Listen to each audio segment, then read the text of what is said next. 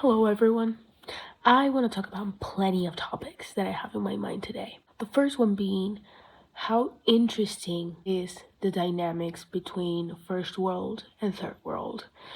There's a lot of different things and how things are managed. I've been watching a YouTuber that works on a retail store, and I'm pretty sure he earns more than CEOs and business owners here in my city, in my country, just because my country is a third world country. That's why I think the mindset of most people is to achieve a degree in some kind of way, because you will earn a little bit more than the basic, right?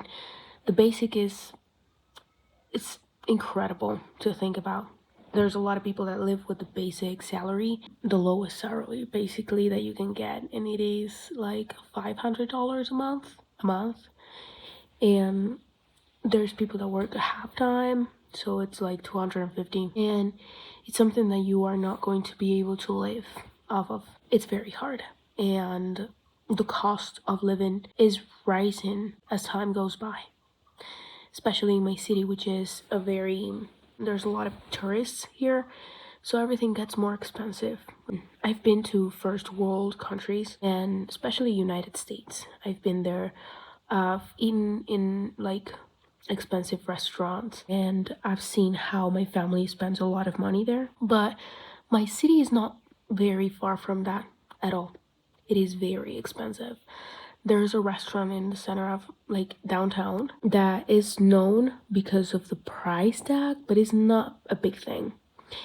And I think to myself, if I go and eat there, I won't have money to probably buy my things for the rest of for the next 2 weeks or 3 weeks. And it's not that I'm working right now. I just got fired. If you want, you can watch that story time. But the little money that I have to save. And well, that's another topic, It's very hard to find a job.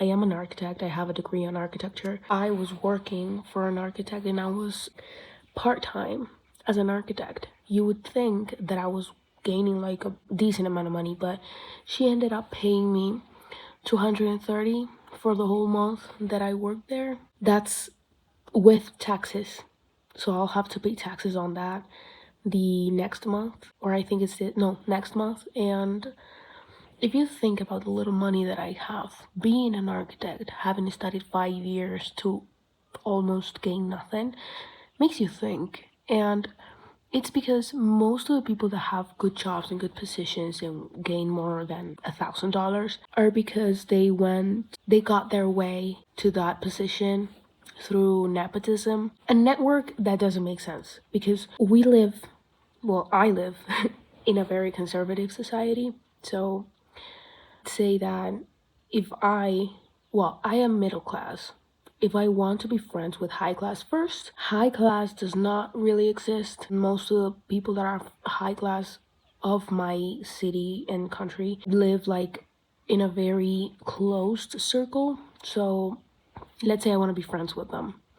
I wouldn't even have the chance to talk to them, And most high class talk between them and have their own businesses. And the moment that I want to have an opportunity or make contacts, I will have to get out of my way and really be in their spaces more than a work, because you don't make a network only at work, and that is weird. Like, the status here is a symbol that means not you only relating to other people or talking to people that from your same circle in those areas like work, but also different stores that they go to, the restaurants that they go, parties, and everything's closed. I remember that I was with my friend. I was going to her apartment, and there is a restaurant in front of her apartment, and they were making a party, and I was like, okay, I'm going to visit the restaurant page Instagram to see what party is it, because that sounds amazing. I want to be there. But it was a private party, so limited amount of people invited and everything, and I get it, but it looked like it was from middle high class. And this is the issue. this middle high class here think very differently, are like assholes, basically. They think they have the power, they think they are high class, which is worse.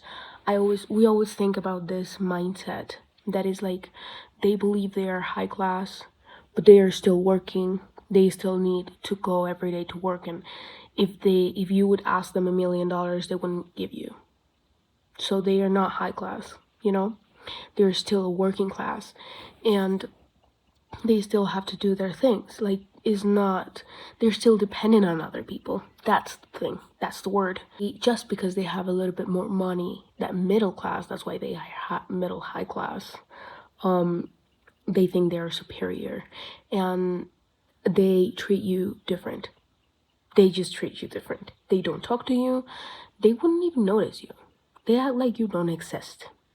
And they don't want to get out of that circle because it would look bad for them to do that.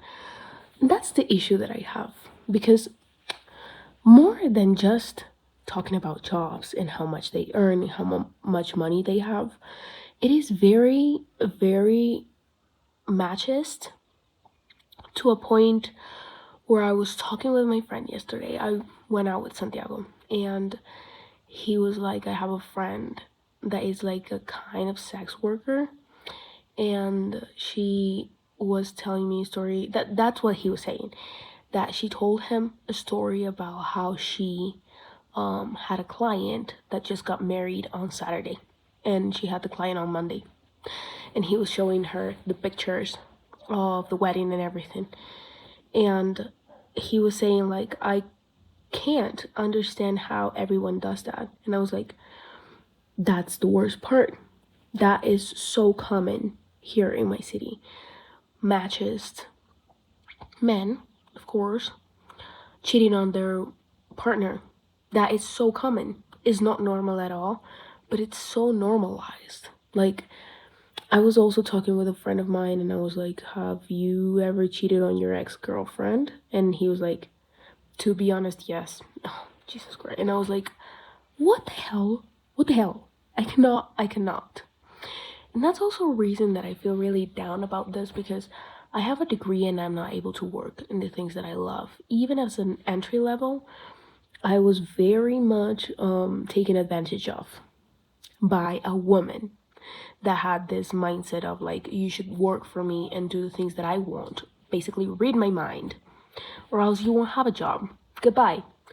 And that was the first chance that I got to work with someone that is an architect in an architectural firm. But it was not pleasant. It was very, very bad. I felt almost as if I was just a slave. And I understand. But if I happened to be born in a middle high class, in this people that have different mindset, I wouldn't even be here. I would be dressing a different way, talking a different way, and dealing with this same circle, which is so toxic, because they all think the same. They all think they have power, but they actually don't. If you think about that, like, millionaires are like high class, right? If we talk about $1 million, let's say $500,000 even, because people don't have that.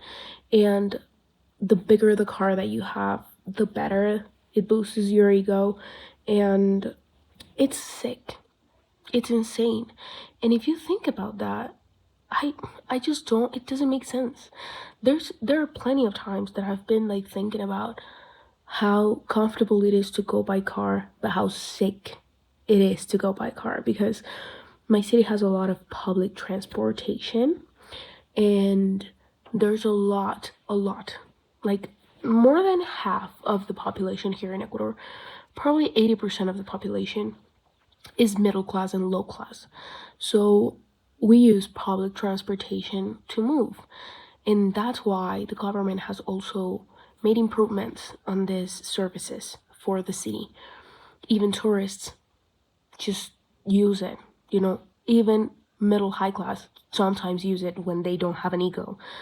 But it's very convenient, and it's good. It's good because you get there faster. especially on the tram, you get so fast everywhere. Like, it's so much better than using a car. But because of this mindset of having more, they buy more cars and they use it to run around the city. And it's sickening. It's sickening because we're getting more pollution, we're getting more traffic. People is using like a family of four is using like 4 cars. Why? What is the meaning behind this? Like, why are you doing this? Why are you doing this? And I understand something that I talked with my aunt. She's an anthropologist.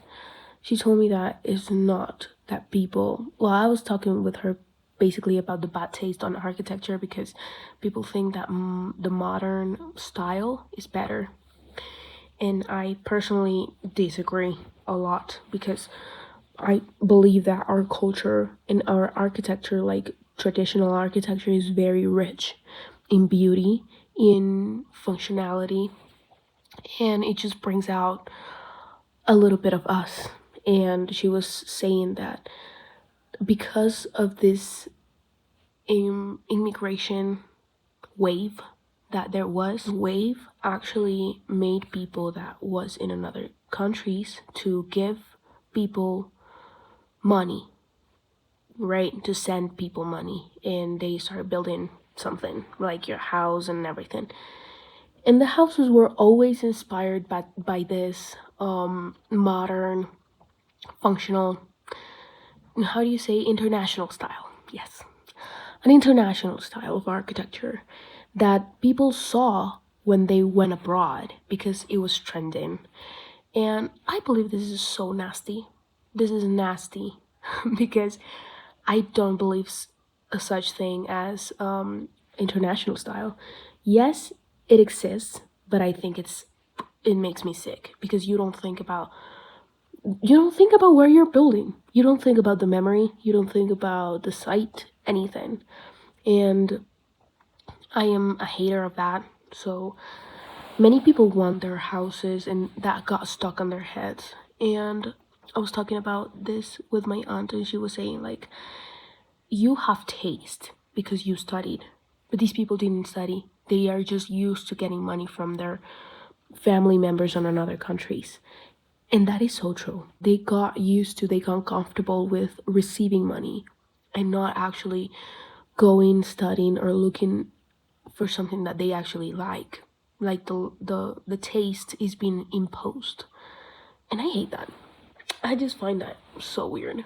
I find that so weird because I believe that there's more, there's so much to explore in this country. And especially the architectural style because it's so beautiful. It's so beautiful. My city, let's say, it's like when we were colonized, French architects came and built with a traditional Spanish style, this courtyard house style, but our indigenous people made it traditional too by involving natural elements and using clay as a structure. So that just makes my heart melt. I cry every time I think about that because it's so beautiful. And every time you go to downtown, you see sometimes there are parts of the facade that you can see the clay, that you can see the art deco, the symmetry of the facades. I find that so beautiful. And there are a few houses that still conserve the the yard, the indigenous culture, like planted medicine plants. Yes, I don't know, that is beautiful. But we're talking about taste, yes, and how it is imposed. And if you see something trendy, let's say in the US, there's this trend right now, I think, like nude colors and dressing very fancy.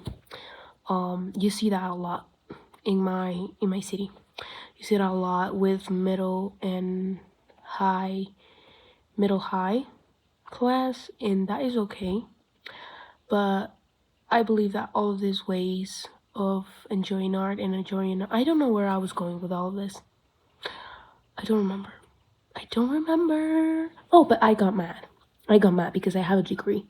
I can't find a job. And if you are in the first world working as a bartender, I am not saying that working as a bartender is bad at all.